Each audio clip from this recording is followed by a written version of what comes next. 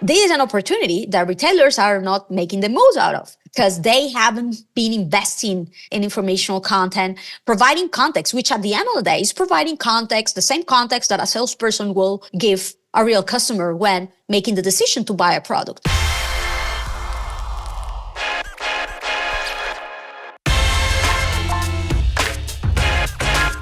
Hi, I'm Eric Schwartzman, author of The Digital Pivot, and this is the Earned Media Podcast.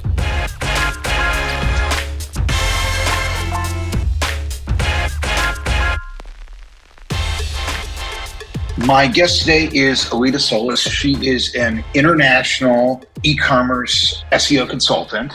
Aleyda, thank you so much for agreeing to be here. Oh, thank you for having me. It's a great opportunity to be able to share with your audience and with you.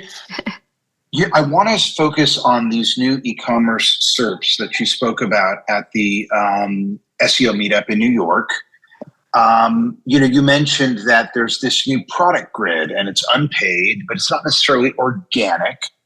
And then the product grid, interestingly enough, if you click on something, it actually loads a shopping knowledge panel for that product right there in the SERP. So you don't even transit away to the e-commerce website to their product detail page. You see it right there in the SERP. And when you add special product markup to your product page, it's likely that you could appear in this, what they're calling merchant listing experience. And that's essentially a list of competitors selling the same product right there in that shopping knowledge panel. So you could appear on your competitor's shopping knowledge panel. They could appear on yours. I mean, it's sure to shake things up in the e-commerce space. So just to kick it off, I mean, how do you think Google's new product grid is going to impact e-commerce SEO strategy? Yeah, so we are already sort of seeing a shift. I believe if anybody who's here listening to the podcast has access to an e-commerce website or an online store, they probably have certainly seen how in the last year or so, there has been a shift of more traffic going to PDPs, product detail pages.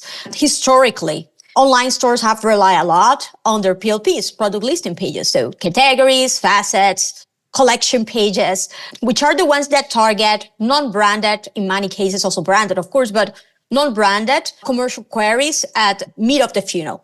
An example, black sneakers for women or shorts for the summer for men, for example, right? So these are queries that can have a very high share of search volume.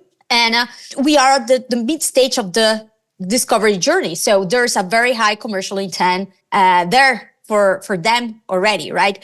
And historically, we have seen category pages, facet pages ranking for them. Now Google is blending more and more the product carousels that many times are even above the fold, right? I share, I believe, at the conference that you're talking, where we both met a few weeks ago, a few examples of screenshots of SERPs where these product carousels were even featured above the first organic search results, the traditional ones, right? Because this SERP feature is actually also organic. But yes, it's funny how Google is given more and more visibility to this more specific, detailed, granular type of results already, which I will say pretty much accelerate the search journey of the user, that potentially at that stage, they were still looking to go to a website, a particular listing, to know more about a diversity of products. However, they are already like pushing them to see very specific product already and make it very easy for them, because they, as you mentioned, they just need to click on one of the options of the grid and they will have a variety of options pretty much fitting with the same description. Many times, for example, if we were looking for black sneakers for women, there is a variety of black sneakers for women directly there, of a variety of brands and models. And if you like some of them already, you will click on it. And if for example, if you click on a particular Nike model, black model for women, Nike, whatever, when you get the product knowledge panel right to the right, at the right of the screen, you will have merchant websites selling the shoes, this very specific sneakers with this model, this color, directly there with the price, with the ratings.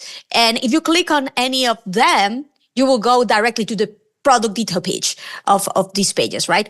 The funny thing here, indeed, is that, for example, if you were looking for, let's say, potentially buy or had the idea to buy a certain characteristic, certain type of model on a particular website, or if you were lean, let's say, to buy directly from the online store of the brand. For example, if you were looking an example for, you were keen to buy from Nike, for example, and you actually search for Nike black sneakers for women, in these grids, you will get very likely, of course, the Nike PDP directly from the Nike online store, but also of all of the merchants that also sell Nike. And if at some point some of these merchants might have a promo price, a discounted price, or better conditions of free delivery that is well specified in those listings, I can only imagine that the user will go there instead, right? So a lot of this traffic that many brands will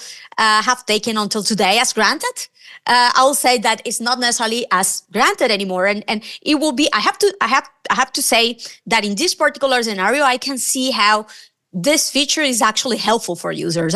I know that Google is, let's say, in a very tough position at the moment, because there's a lot of discussions around how their SERPs at the moment are not necessarily the ones that provide the best possible experience. For this particular scenario, I can definitely see how this is particularly useful for the user, right? Because they are able to compare much more easily right there, pricing, the conditions of the products very easily, right? So, without much hassle. However, I will say that, of course, this pushes the merchant websites to be very careful what they showcase, like the promos, et cetera, and have a much closer monetization system of what is shown in these features, indeed. Before we spoke this morning, I was just doing some searching, and I did search. I searched black sneakers for women, and I got obviously all the big providers, the brands. I got Reebok and Nike and New Balance and other brands, but then I also got a brand like Zara. Now, when I looked at the Reebok and the big brand sites, there I saw all sorts of competitive listings, and obviously Amazon appears in every single one because they have such a deep catalog. But interestingly enough, Zara is not resold on Amazon. So Zara only had a single listing, Zara, and it was the company store.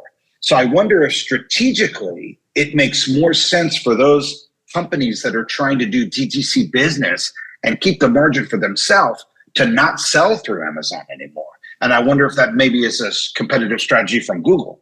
It might be. I have to say something. This will only get worse with the search generative experience with the AI answers, because this is pretty much replicated and taken to the next level in those snapshots. Whenever you search for these same queries, in the AI result, which will be shown above the fold, is shown across so many of these queries by default. You don't even need to click on generate AI answer, right? It's shown already by default when you're already testing it. And of course, it's important to clarify, this hasn't yet been released, right? This still in testing phase. But whenever you're testing it, you will see that if you search for these same queries, you will get this same experience in the snapshot. The product grids directly there that are clickable and take you directly to the product knowledge panel with the different options where you can click right there. What happens if I search what you just mentioned? Imagine that I even what it will be considered a navigational query, right? If I search for Amazon sneakers, because you know that you want to buy from Amazon, or they have certain type of sneakers there that you are keen to buy. Funnily enough, that snapshot won't show only the sneakers from Amazon. They will show, of course, a few of them, but also sneakers that can be found on Amazon or can be found elsewhere. And if you click on the options of the grid, you will see in the product knowledge panel, these shoes are on Amazon, yes, but also in Macy's, in in these other retailers. So this, let's say, own traffic that a lot of very big brands will tend to grab because these were branded queries, won't be going there as much anymore. So I will say what you mentioned before, this is a little bit, let's say, sad or tragic or negative if you're the brand, if you're Nike, if you're Adidas, if you're Hoka, whatever brand, and you will have the control to decide, oh, it's not worth it for me to keep distributing my products through all of these merchants because I want to force the user to buy through me, or I don't care anymore because it will be my product that will be sold anyway. So I just don't care to have like smaller margins. I will keep selling anyway, and I want to be everywhere. I want to leverage even further this integration, which might be also something that some brands will do. But what is for me even more tragic is navigational queries, branded queries that are done right now for many online stores that don't have their own, that are at the end of the day marketplaces or the middlemen, right? That this is traffic that will go elsewhere in many scenarios, and it's not the product that will be bought. So it's not a win for them at all, right? So yeah, this is also something that we can see happening. Also, if you search for many, let's say, top of the funnel queries, so for not even like even women's sneakers, very generic, right? Or men t-shirts, very generic. Men jeans, for example. You will see that in these snapshots, with AI answers, right? Aggregates groupings of subcategories of characteristics of the product. So there, if you search for men's jeans, Google will suggest already groupings of products connecting with the most popular characteristics, or black jeans, or cowboy jeans, or baggy jeans, whatever type of jeans that they know that are very popular, have a very search volume, will be already aggregated a group there. You click on any of them and they will take you directly again to that product grid that we have just spoken about, right? So again, you don't need to even scroll and go through the top categories or facets to start browsing and going through your customer journey. So here, what I want to highlight is a little bit of this risk, or what we are already seeing in many product commercial related SERPs for many very popular queries, is only going to be taking a little bit to the extreme if Google release their AI overviews experience as they are testing them right now, right? Also, I'm pretty sure that you have noticed the filter by sidebar that was released officially, was being tested for a while, but was officially released. It was around November last year. And go and take a look at the click-through rate for many of your top queries around that time.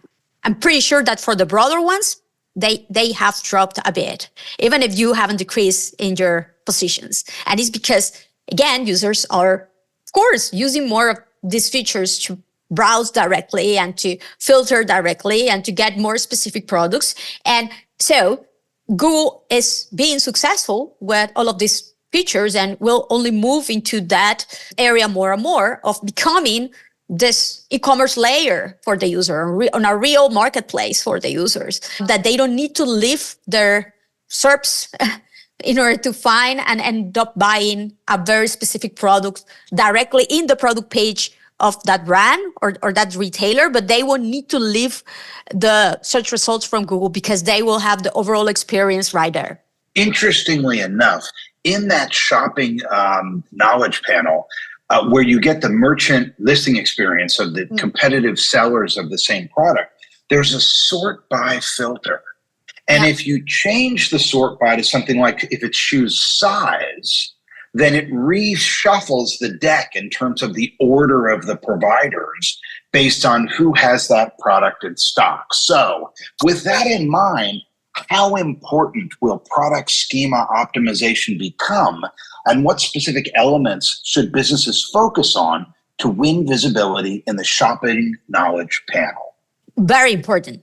Very important. That will be the first action that I will highly incentivize merchants to take, because a lot has been talked about, you need to leverage and make the most out of the merchant center feeds.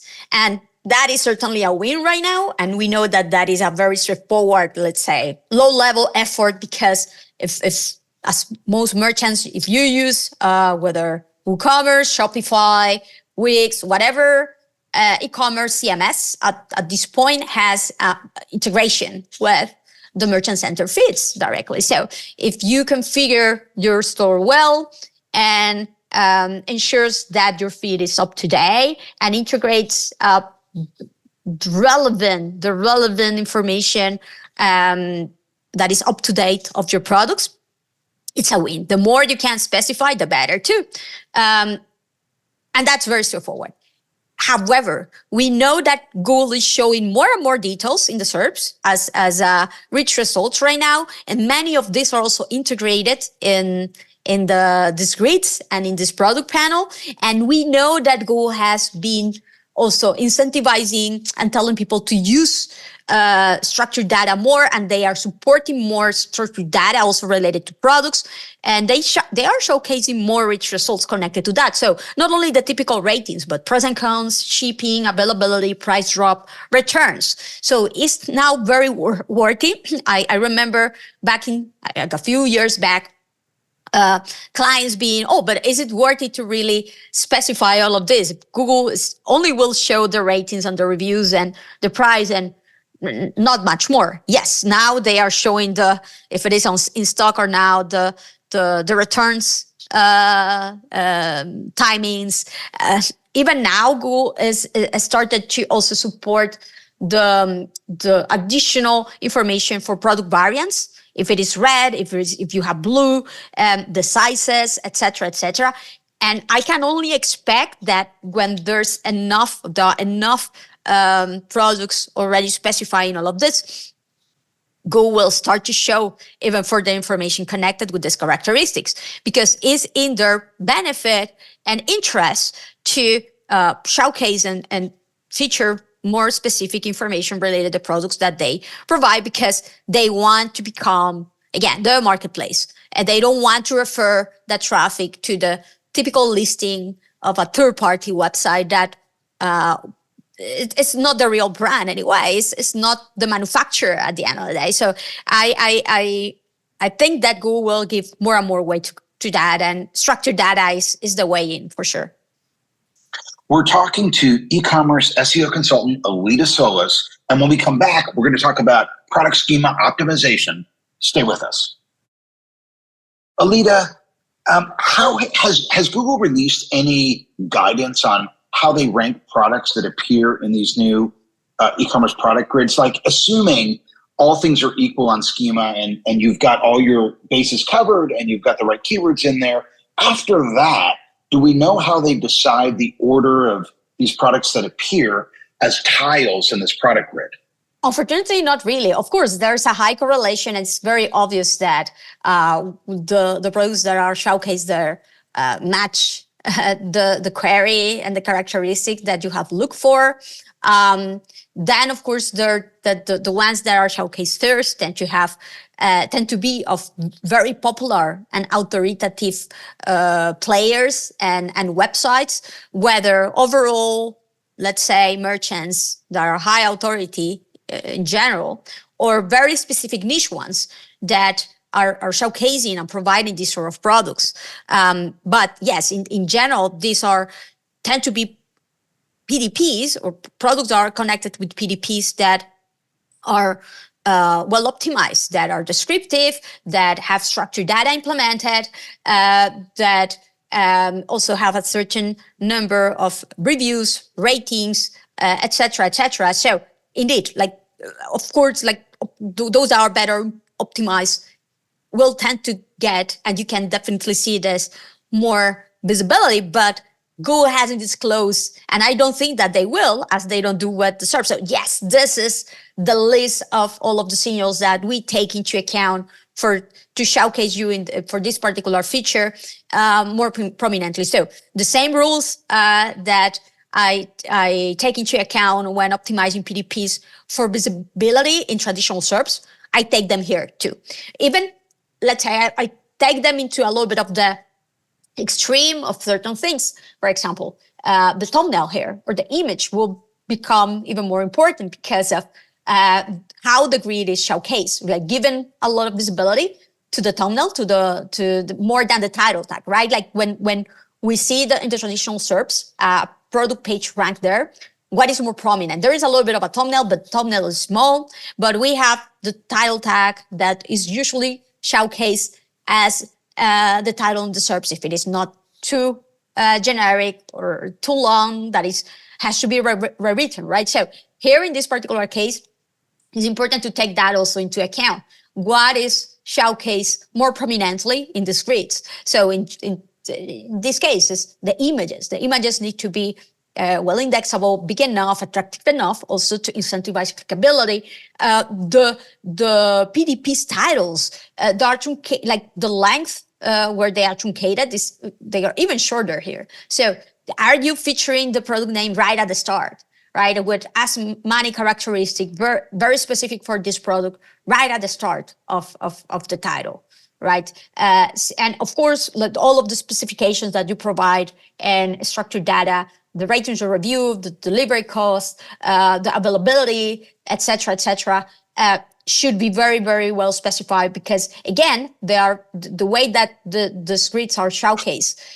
This will tend to have a lot of visibility. That in rich results, they get some, but here is literally, rather than the description, this is what you will see instead, more being showcased more prominently. So I will highly, highly advise to take a look at that instead. And besides that, of course, unique descriptions, unique content, the reviews, the Q&As.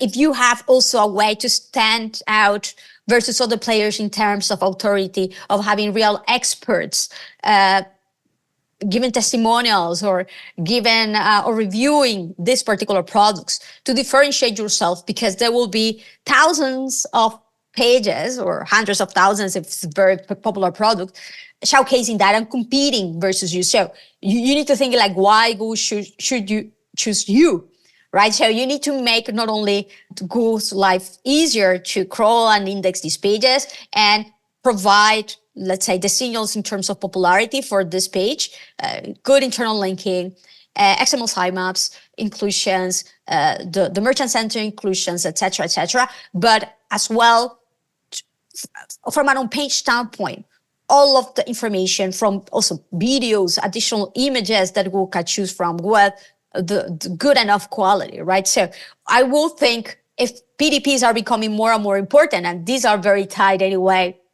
with the last steps of a conversion journey. So they shouldn't be, let's say, a question of why they are important from a commercial standpoint. But the challenge here is the scale.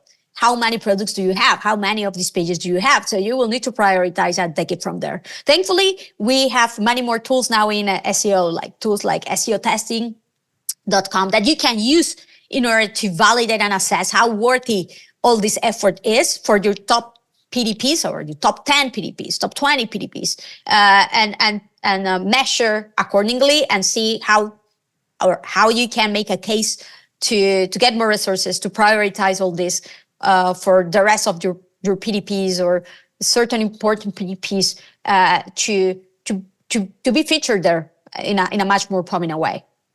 I was checking the product grids in a variety of browsers. I looked at it in all the top browsers on desktop, and I looked at it on mobile as well. And I saw that, interestingly enough, whether it was a branded or an unbranded query, the pictures in the default product grid that you see are never the same. They're all different. And so I wonder if that sort of puts drop shippers at a disadvantage. I mean, if you don't have a product that you can actually take a picture of that's unique, then you're probably not going to get listed, right? 100%. I mean, it's also about the authority and real expertise that you have for these products, right? I have that. There has been, and pretty much, I'm sure that your audience have heard of this too, how hard it is to convince retailers to invest in informational content. But I believe it's key is critical. Going back to the SERPs, right? And the new AI overviews and answers that Google is testing. Where is Google taking the intro content for the overviews? From a lot of reviews websites, unfortunately, because so little brands and retailers take informational content into account. You will see a lot of generic publishers who have reviewed these products at some point. Many of them not necessarily reliable, let's say, real reviews, because the incentive there is the affiliation of the affiliates. Like they have ads, they have affiliates, whatever. So Google is showcasing these pages also in their little carousel of that they showcase in this type of AI overviews, because they have taken the information from there, and they are linking to these players also from the text too. So this is an opportunity that retailers are not making the most out of, because they haven't been investing in informational content, providing context, which at the end of the day is providing context, the same context that a salesperson will give a real customer when making the decision to buy a product. Right? Like, oh, is this the right product for you? Like, what are the characteristics? What is, or in which circumstances or scenarios is this product better and more useful or not? So it might be a good fit or not. What is the criteria? What are et cetera, right? So you need to explain that. Unfortunately, that is not explained many times. Not in PDPs and not in guides, right? Comparing also, if you are a retailer providing a variety of brands and models, etc., what is the best model for each circumstance, right? Even if you're not, I mean, 100%. Just because you're not selling the competition doesn't mean you can't run the 100%, because you can explain why they should choose the ones that you're selling, right? Like why they are better quality, indeed. In the Zara example that I told you about, where I searched the product grid, and I found Zara for black shoes for women, and I went to their shopping knowledge panel, and I saw in the merchant center listings, it was only Zara because they don't have any resellers. I thought, why isn't Amazon here? So I went to Amazon and I searched Zara, and a bunch of things came up, but none of them were Zara. And then when I checked the code on both the PLP and the PDP, I saw that a lot of the values were stuffed with keyword Zara, even though it wasn't a Zara product. So competitors are stuffing their structured data with their competitors' keywords and brand names to appear in Amazon search results, even though they're not being sold there. But I want to ask you another question, because my experience is getting collection page schema to stick on Shopify has been really tough. It works well for the PDPs, but often you'll publish the schema for the product, or they call it a collection on the Shopify page. You publish it, and then when Shopify publishes an update, it wipes your collection page schema. So there's really no way to effectively optimize a collection page schema, but maybe that doesn't matter anymore now that Google has marginalized the collections. Yeah, I mean, I have to say something, right? Like right now, still, if you analyze the traffic of most online stores, still a very high share of it will still go to PLPs, right? However, because of the prominence and the focus on PLP so far, for example, if 80% of your efforts were going to PLPs right now, and potentially the rest 20% will go, is going to PDPs, I will shift that a little bit. I will say give 50% of the efforts to PLPs, give 30% of your efforts to PDPs, and then a remaining 20% that you give zero right now to guides and expert-driven advice. I will allocate it to it. So I will start to balancing or rebalancing in a little bit of a different way, right? So, and just for those of you who are listening who are maybe not in the e-commerce bubble, product listing page is the collection, product detail page is the product page. But I'm interested in what these changes mean for small e-commerce businesses, because those businesses that are on Shopify or Wix or WooCommerce or other platforms where they're not necessarily coders and they don't have the ability to really tweak their schema, how do you think they can compete against, these Chinese businesses like Temu and Shein and Amazon? How do you see this all shaking out? Does this advantage the big guys over the little guys, or what? I do think it is an advantage of the little guys, as long as they are very well specialized and they have real expertise in that area. Why? Because first, it's true that the smaller online stores will likely not have the same type of technical resources that the bigger platforms or store or merchants will tend to have, but they won't have the same level of bureaucracy that they will. So even if you have technical constraints and you don't have a developer right now, there are tools nowadays that will highly facilitate the implementation of product schema markup. So WordLift is one of them. Another one is Schema App also, that will allow you to not only provide the, let's say, standardized sort of most common or popular information of your product through structured data, but these tools will actually pretty much create a knowledge graph of your website and will allow you and give you the flexibility to tag and specify everything, everything of your products, right? They will go the extra mile. They won't only showcase the properties in JSON-LD that we know that Google has confirmed that they are supporting and showing as a rich result, but everything that is pretty much specifying schema.org, they will do, right? So go and take a look at these tools in case you have this sort of constraints, because they also many times even provide support for implementation or highly facilitated. That is one thing.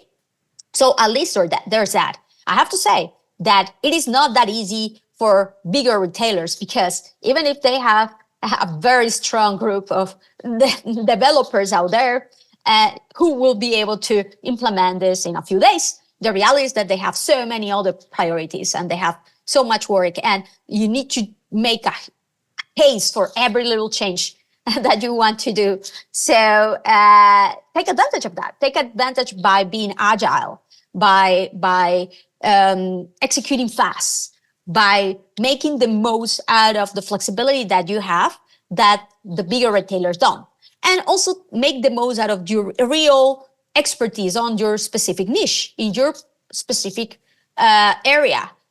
So if you are selling, an example, paddle rackets, right? We know that every big sports retailer will sell paddle rackets, but for them is a very specific category, not necessarily even in the top 10 categories, right? Whatever. So show your real expertise. Show what they need to buy from you. Show that you're able to provide advice about them. So I would say that for smaller players, there's even a bigger reason to double down on informational content, on guides, showcasing their expertise, helping their customer and give them the best journey in order to make the best decision when buying this particular product, right? So I will say that for smaller companies, I will even prioritize for their informational content and information in general that showcase better your real expertise, first-hand experience on these products. And the good news is that unlike many of these other retailers, you don't have a huge hundreds of millions online stores with URLs of every type across, I don't know, dozens of subcategories and hundreds of facets, things like that. No, you have like 10 product lines, 3 brands that you're presenting, things like that, if you are actually niche, right? So go there, really show that expertise and optimize as much as possible this top PDPs of your star products that really deserve all the love. And this will make all the difference when competing with the huge retailers, because they cannot do this quite easily. We're talking to e-commerce SEO consultant Aleyda Solis, and when we come back, we're going to talk about the long-term value of SEO Stay with us. Aleyda, let's talk for a minute about the competitive landscape. With the introduction of direct competitor listings and these shopping knowledge panels, and Google's calling it the merchant listing experience, beyond just the implementation of structured data, having the lowest price, having a good picture, can you think of any other ways that e-commerce businesses can differentiate themselves and win the final click? Yeah, so I mean, the best way I will say is what I mentioned before regarding the expertise, right? But I will say that you should do a little bit of a benchmark. And this is what I tend to do with my clients, because the weight of things and where you should put more effort can change a lot based on the industry and the product type and the market, right? So what I always do with clients is I do a benchmark across every single type of page to see what is the gap of their own particular page type versus their most direct competitors that are ranking them for the most popular product queries. So I do this at the homepage level, category level, facets, product detail pages too, of course. And I create these Google Sheets with them in a column, and the other top 5 top competitors in additional columns, and then everything like comparison from title tag, meta description, the configuration, the specification of structured data, how much they specify, how many in listing, how many products they feature in the product detail pages, how long are the descriptions, do they feature Q&As, how many questions and answer, how many reviews, how many, everything. And then like that, you need to go very granular. You need to be very specific, very detail oriented here, and understand what is hurting the most, right? And potentially do also validation with your real customers, because at the end of the day, we can see how Google is tying up much more with a good user journey and what it ultimately is best for the user too when buying something, right?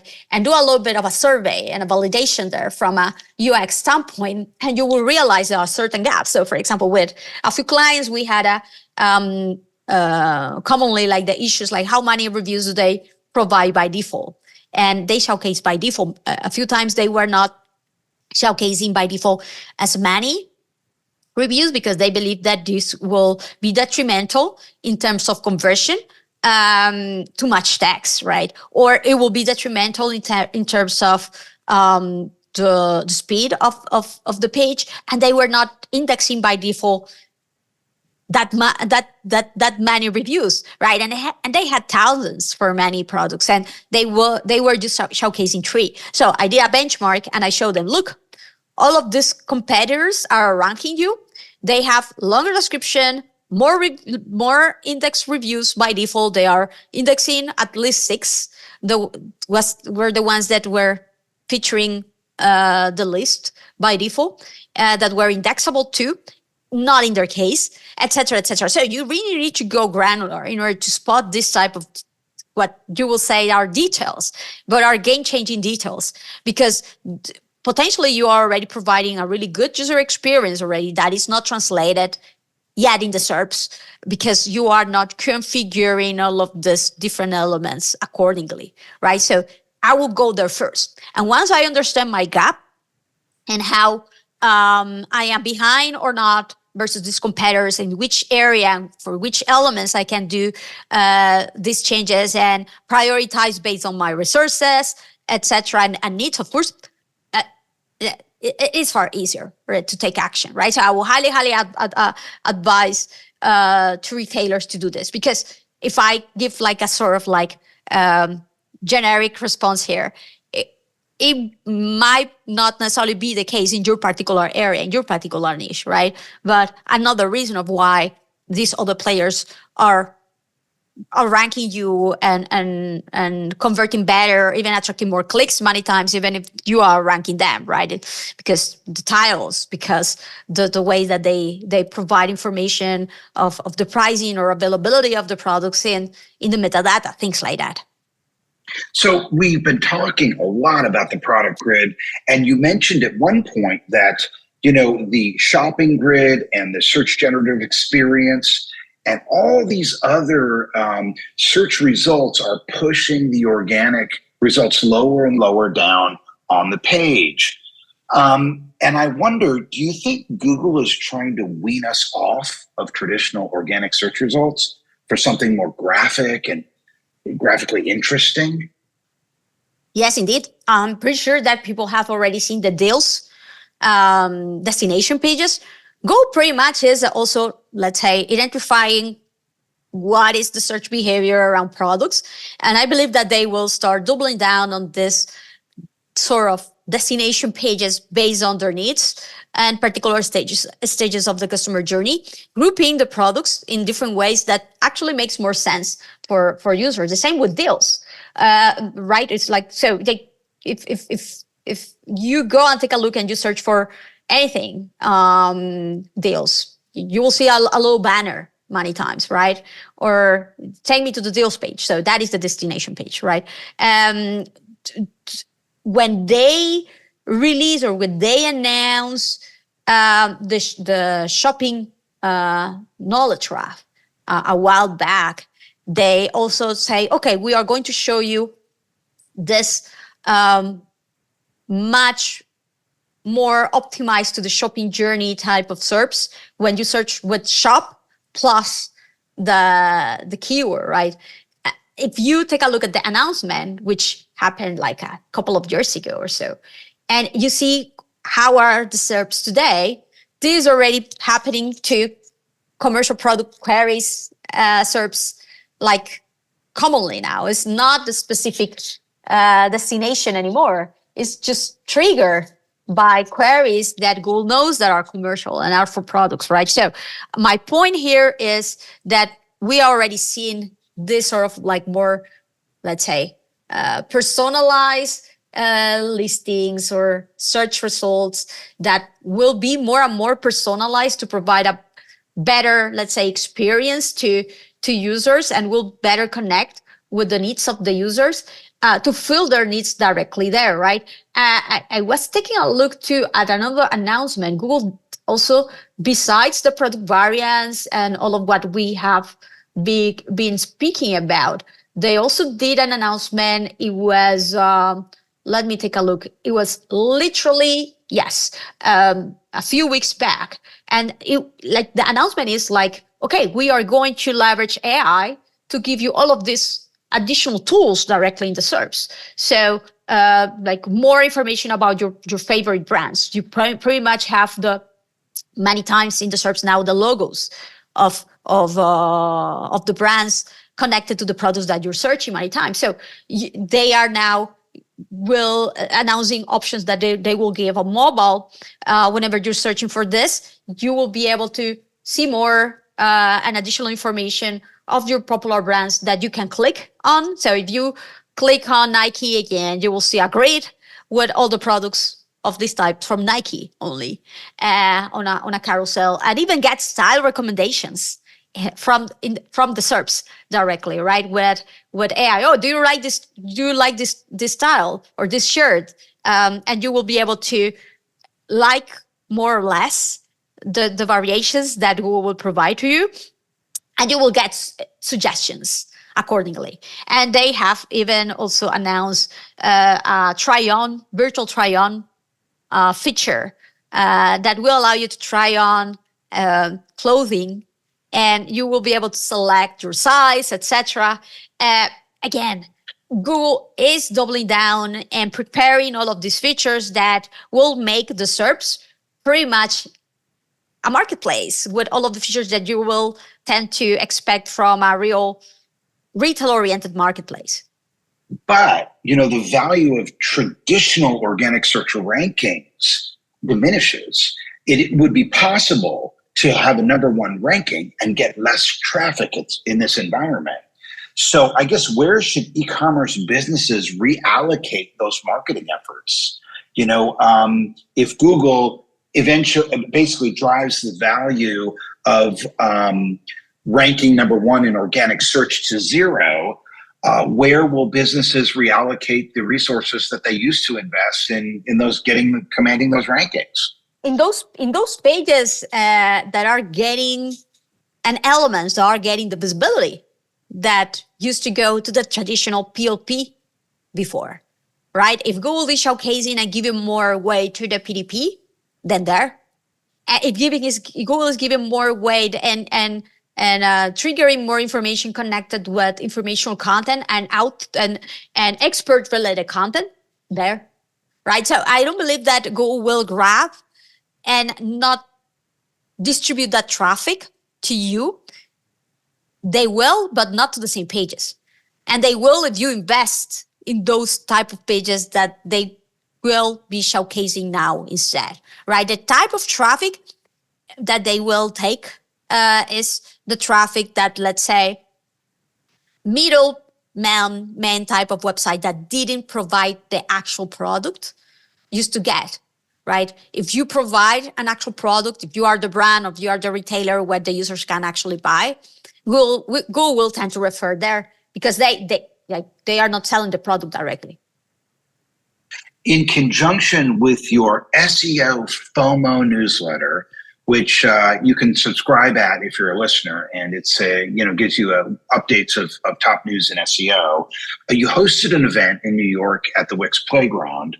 It was a panel, and on that panel, Ross Kern speculated that since last September, Google's domain name registrar business was acquired by Squarespace. He said, maybe they believe you won't need domains anymore. Now, he said, I'm a conspiracy theorist. He said that himself, but he speculated. If everything gets converted to the search generative experience and only e-commerce survives, the top of the funnel will be gone. Transactional queries will still be here, but that means people could need fewer domains. Agree or disagree? I agree in general.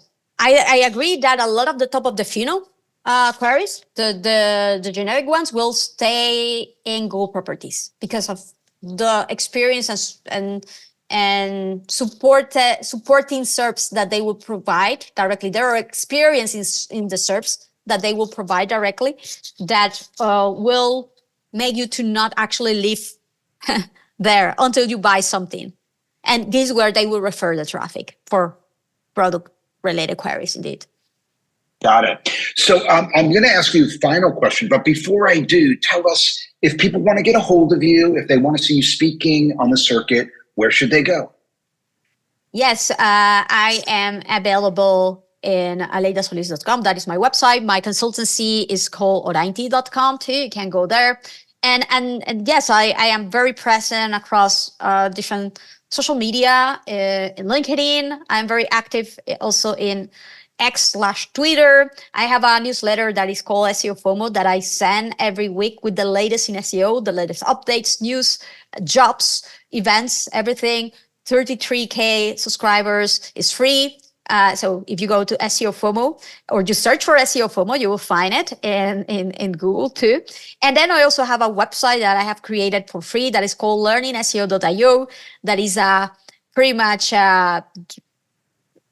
let's say, a journey website, a roadmap website that has the goal to provide and support those newcomers in SEO, a good way to start learning the ropes of SEO in a reliable way. I aggregate all of the resources there, only provide free or freemium resources there.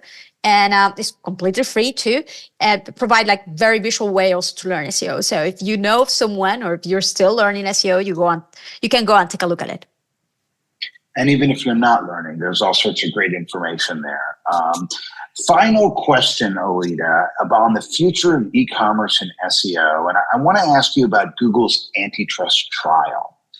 So, Microsoft was, years ago, forced not to bundle their OS and Explorer as part of an antitrust trial. Many believe that it was Google's public affairs division that dug up the dirt and flung it against Microsoft so that they could compete. But now Google is facing its own antitrust trial. And I wonder if you feel, is there anything anti-competitive about the same company being in control of organic and paid search?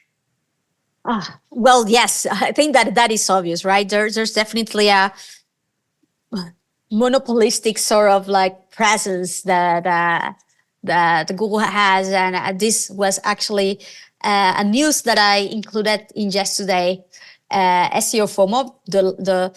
Because I think that Department of Justice, U.S. Department of Justice, released the deck with the last allegation from the trial, and it was Jason Kidd, I believe, that he highlighted the top snapshots, let's say, top slides from the presentation, and in one of them was pretty much just like, if search defaults don't matter, why paying $30 billion, pretty much 40% of revenue to maintain them, right? It's very obvious indeed, and yes, it is what it is, right? I am a believer in general that competition and diversity brings the best for the user. I'll say that now that we're all, let's say, a little bit in this situation of, Google is not necessarily providing the best search experience after all of these releases and the latest updates, and the share of spam in SERPs, and how they have negatively impacted, let's say, quality niche websites, just because they were going after bad actors, and there were these edge cases that they didn't take into account, etc., etc. All of this will be less extreme, let's say, and bad overall if we had a good alternative and we didn't have all the eggs in a single bag. Also, as an SEO, I will feel more relief, let's say, to, okay, if a search engine, one of the players is taking these measures, whatever, if I don't agree or I don't think that is the best, and I tend to lose even my traffic because of it, of a decision like that is not necessarily in benefit of the independent makers or this sort of players or this sort of websites or brands. And I find myself being one of them, right?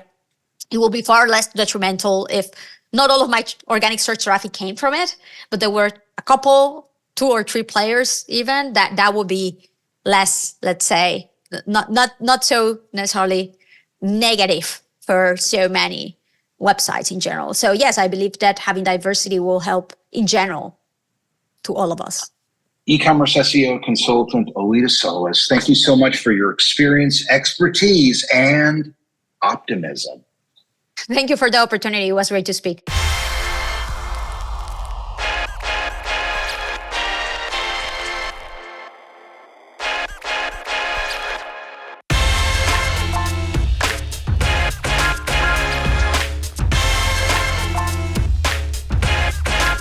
For more on how you can earn influence through earned media, get the Digital Pivot audiobook at digitalpivotbook.com.